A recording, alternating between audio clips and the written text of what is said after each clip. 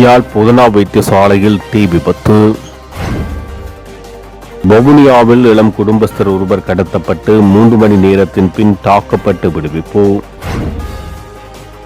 Ice போதைப்பொருளுடன் கைதான police உத்தியோகத்தரின் உறவினரான இளைஞரிடம் விசாரணை. கபில சந்திரசேனவின் மரணம் போலி வாக்குமூலங்களை கேட்டு அழுத்தம் கொடுத்ததாக நாமல் குற்றச்சாட்டு.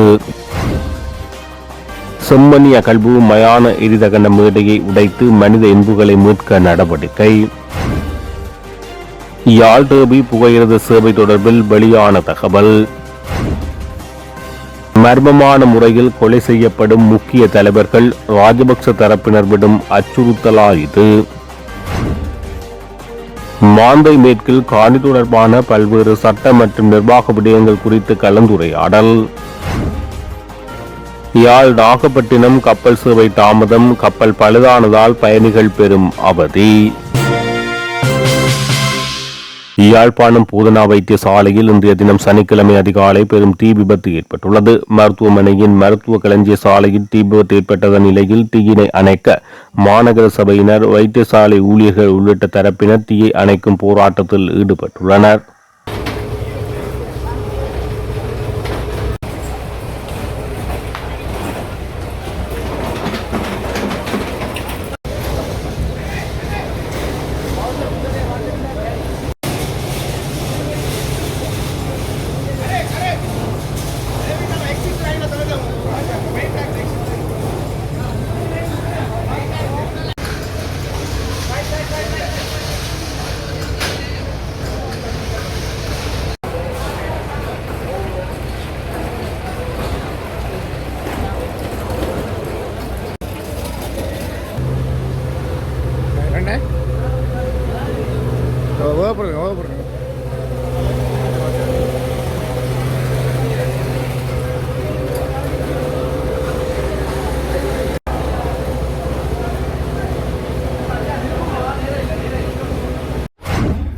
வவுனியாவில் இளம் குடும்பஸ்தர் ஒருவர் கடத்தப்பட்டு 3 மணி நேரத்தின் பின் விடுவிக்கப்பட்ட சம்பவம் ஒன்று இடம்பெற்றுள்ளது.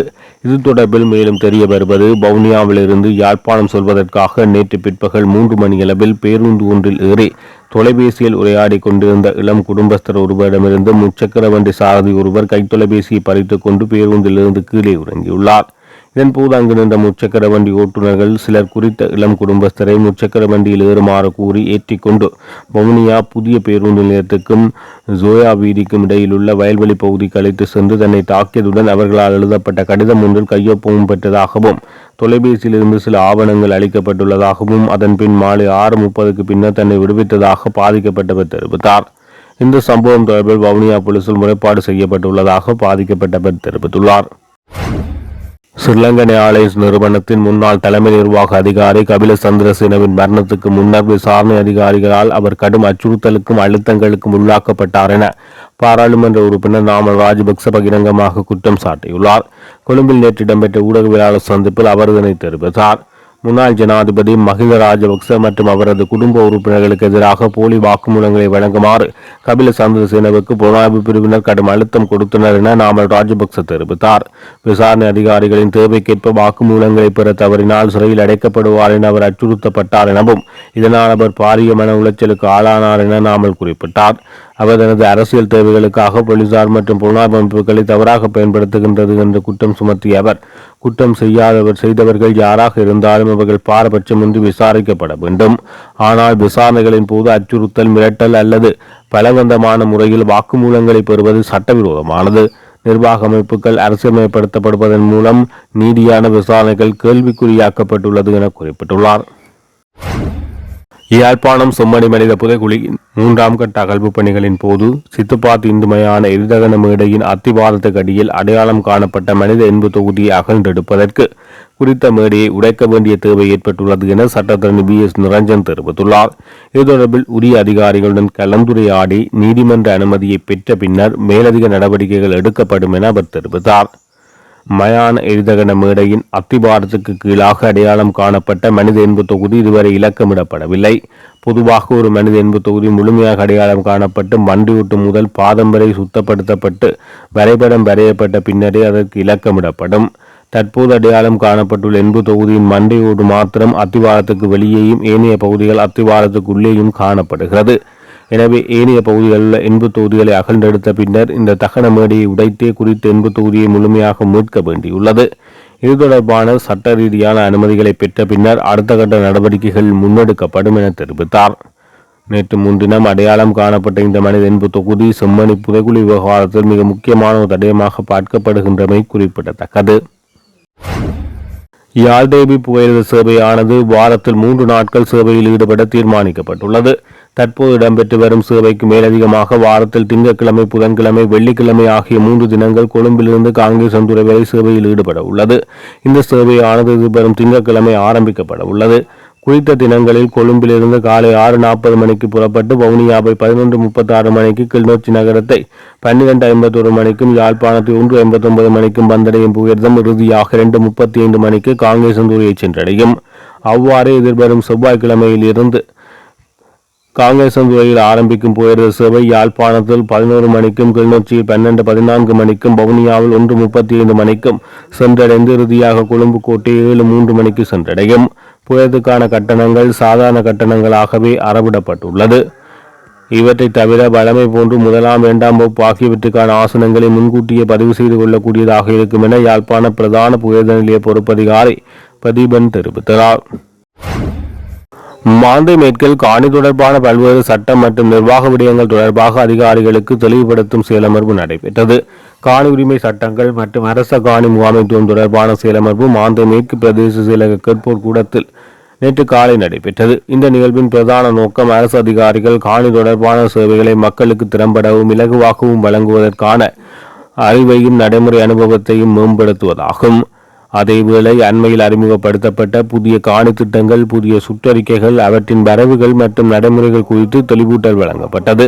செயலமர்வின் போது அரசு தனியார் காணி என்றால் என்ன, அரசு காணிகளை எவ்வாறு அடையாளம் காண்பது, அரசு காணிகளுக்கான சட்டபூர்வ ஆவணங்கள் எவை, அரசு அதிகாரிகள் அரசு காணிகளை வைத்திருக்க முடியுமா, காணி உரிமை ஆவணங்கள் மற்றும் காணி உறுதிப்பத்திரங்களை பெறும் நடைமுறைகள் தொடர்பாக விரிவாக விளக்கப்பட்டது. குத்தகை அடிப்படையில் காணி பெறுவதற்கான தகுதிகள், காணியற்றவர் என்பவர் யார், காணி உரிமைகள் மற்றும் உரிமை மாற்ற விதிமுறைகள், அரச காணி வழங்கப்படும் போது பின்பற்ற வேண்டிய சட்ட நடைமுறைகள், குத்தகை முறையில் காணி பெற்றுக்கொள்வது மற்றும் அதனுடன் தொடர்புடைய நிதி மற்றும் நிர்வாக செயல்முறைகள் தொடர்பாக விரிவாக விளக்கப்பட்டது. மேலும் காணி தொடர்பான பல்வேறு சட்ட மற்றும் நிர்வாக விடயங்கள் தொடர்பாக அதிகாரிகளுக்கு விரிவான விளக்கங்களும் நடைமுறை வழிகாட்டுதல்களும் வழங்கப்பட்டது. தேசிய மக்கள் சக்தி அரசாங்கம் ஆட்சிக்கு வந்த பின்னர் ஊழல் மற்றும் லஞ்சம் தொடர்பான குற்றங்களில் கைது செய்யப்படுகின்ற முக்கிய தலைவர்கள் பிணையில் விடுவிக்கப்பட்டு கொலை செய்யப்படுவதற்கு பின்னால் யார் இருக்கிறார்கள் என்ற கேள்விக்கு அரசியல் கைதிகளை விடுதலை செய்வதற்கான தேசிய அமைப்பின் இணைப்பாளர் அருட்தந்தை மா சக்திவேல் பதில் வழங்கியுள்ளார். ஊழல் மற்றும் லஞ்சம் ஆகிய குற்றங்களுக்காக கைது செய்யப்பட்டு பிணையில் விடுவிக்கப்படும் ஸ்ரீலங்கா ஆலை நிறுவனத்தின் முன்னாள் நிறைவேற்று அதிகாரி கபில சந்திரசேன போன்ற முக்கிய தலைவர்களின் மரணங்களுக்கு பின்னால் ராஜபக்சக்கள் இருக்கிறார்களா என்ற கேள்வி தற்போது எழுந்துள்ளது. குறித்த தலைவர்கள் வாயை திறந்தால் பல ரகசியங்கள் வெளியில் வந்துவிடும் என்ற பயத்தில் இதுபோன்ற கொலைகள் இடம்பெறுகிறதா? எதிர்வரும் 12ஆம் தேதி விசாரணை ஆணைக்குழுவுக்கு மஹிந்த ராஜபக்ச செல்லும் முன்னர் இந்த அதிகாரியின் மரணம் ஒரு கொலை அச்சுறுத்தலாகவே பார்க்கப்படுகிறது என தெரிவிக்கப்பட்டுள்ளது. போலீஸ் உத்தியோகத்தரின் உறவினரான ஐஸ் போதைப் பொருளுடன் கைதான இளைஞனிடம் கல்முனை தலைமையக போலீசார் விசாரணைகளை மேற்கொண்டு வருகின்றனர். அம்பாறை மாவட்டம் கல்முனை தலைமையக போலீஸ் பிரிவுக்குட்பட்ட பெரிய ஜும்மா பள்ளிவாசல் அருகில் நேற்று மதியம் மேற்கொள்ளப்பட்ட திடீர் சுற்றி வளைப்பின் போது குறித்த இளைஞன் சந்தேகத்தின் அடிப்படையில் கைதானார். 28 வயது மதிக்கத்தக்க சந்தேக நபர் இளைஞரிடம் இருந்து 25 கிராம் 280 மில்லி கிராம் ஐஸ் போதைப் பொருள் மீட்கப்பட்டது. மேலும் குறித்த சந்தேக நபர் போலீஸ் உத்தியோகத்தரின் உறவினர் என்பதுடன் அண்மை காலமாக அப்பகுதி இளைஞர்களுக்கு போதைப் பொருட்களை ரகசியமாக விநியோகித்து வருபவர் என போலீசாரின் ஆரம்பகட்ட விசாரணையில் தெரிய வந்துள்ளது. குறித்த சுற்றி வளைப்பானது மாவட்ட குற்றத்தடுப்பு பிரிவினருக்கு கிடைக்கப்பெற்ற தகவலுக்கு அமைய கல்முனை தலைமையக போலீஸ் நிலைய பொறுப்பதிகாரி KAL லசந்த கழு ஆராய்ச்சி வழிகாட்டலில் மேற்கொள்ளப்பட்டுள்ளமை குறிப்பிடத்தக்கது. மேலும் இவ்விடயம் குறித்து சட்ட நடவடிக்கைகளை கல்முனை தலைமையக போலீசார் மேற்கொண்டுள்ளனர். காங்கேசன்துறையிலிருந்து நாகப்பட்டினம் நோக்கி வெள்ளிக்கிழமை புறப்பட்ட பயணிகள் கப்பல் நடுக்கடலில் பழுதடைந்ததால் பயணிகள் பெரும் அவதிக்குள்ளாகினர். பிற்பகல் 2 மணிக்கு புறப்பட்ட கப்பல் இரவு 11 மணியளவில் நாகப்பட்டினத்தை சென்றடைந்ததாக தெரிவிக்கப்படுகிறது. மேலும் நடுக்கடலில் பழுதடைந்த பயணிகள் கப்பலை மீன்பிடி படகுகள் இழுத்து சென்றுள்ளமை குறிப்பிடத்தக்கது. எடப்பாடி பழனிசாமி முதலமைச்சராக பதவியேற்க ஆதரவளிப்பதாக மன்னார்குடி தொகுதியில் அமமுக சார்பில் போட்டியிட்டு வெற்றி பெற்ற எஸ். காமராஜ் கடிதம் அளித்துள்ளார். அதனை அமமுக பொதுச் செயலாளர் டிடிவி தினகரன் கவர்னரை நேரில் சந்தித்து வழங்கியுள்ளார். தமிழ்நாடு சட்டமன்ற தேர்தலில் விஜயின் தமிழக வெற்றி கழகம் 108 இடங்களில் வெற்றி பெற்று தனிப்பெரும் கட்சியாக உருவெடுத்துள்ளது. திமுக கூட்டணி 73 இடங்களிலும் அதிமுக கூட்டணி 53 இடங்களிலும் வெற்றி பெற்றுள்ளது. தமிழக வெற்றி கழகம் தேர்தலில் வெற்றி பெற்றாலும் ஆட்சி அமைப்பதற்கு தேவையான பெரும்பான்மையை நிரூபிக்க வேண்டிய சூழல் ஏற்பட்டுள்ளது. இதற்காக தவேக சார்பில் பல்வேறு கட்சிகளுடன் பேச்சுவார்த்தைகள் நடாத்தப்பட்டு வருகிறது. காங்கிரஸ், பிசிக, இந்திய கம்யூனிஸ்ட், மார்க்சிஸ்ட் கட்சியுடனும் தனித்தனி பேச்சுவார்த்தைகளில் ஈடுபட்டது. இதில் தவேகவுக்கு 5 காங்கிரஸ் எம்எல்ஏக்களின் ஆதரவு கிடைத்தது. கம்யூனிஸ்ட் கட்சிகளின் ஆதரவு கிடைத்த போதும் போதிய பெரும்பான்மை விடுதலை சிறுத்தைகள் கட்சியினால் கிடைக்கப்பெறுகின்ற நிலையில் அது பின்னர் இதுவரை உத்தியோகபூர்வமாக அறிவிக்கப்படாத நிலையில் சிக்கல் நிலையில் காணப்படுகிறது. இந்த நிலையில் தமிழக பொறுப்பு ஆளுநர் அர்லேகர் தனியார் செய்தி நிறுவனத்திடம் அளித்த நேர்காணலில் 118 இடங்கள் இல்லாமல் ஆட்சி அமைக்க அழைக்க முடியாது. ஆனால் விஜய் எந்த பெரும்பான்மையும் இல்லை. விஜய் ஆட்சி அமைப்பதை நான் தடுப்பதாக எப்படி சொல்ல முடியும்? விஜய் ஆட்சி அமைக்க அழைப்பதில் எனக்கு எந்த ஆட்சேபனையும் இல்லை. அடுத்த 2 அல்லது 3 நாட்களில் முடிவு எட்டப்படாவிட்டால் அடுத்த கட்ட முடிவுகள் குறித்து ஆலோசிப்பேன். திமுக, அதிமுக சேர்ந்து ஆட்சி அமைக்க உரிமை கோரினாலும் சாத்தியம்தான் என தெரிவித்தார். இந்த சூழலில் எடப்பாடி பழனிசாமி முதலமைச்சராக பதவியேற்க ஆதரவளிப்பதாக மன்னார்குடி தொகுதியில் அமமுக சார்பில் போட்டியிட்டு வெற்றி பெற்ற எஸ். காமராஜ் கடிதம் அளித்துள்ளார். அதனை அமமுக பொதுச் செயலாளர் டிடிவி தினகரன் கவர்னரை நேரில் சந்தித்து வழங்கியுள்ளார்.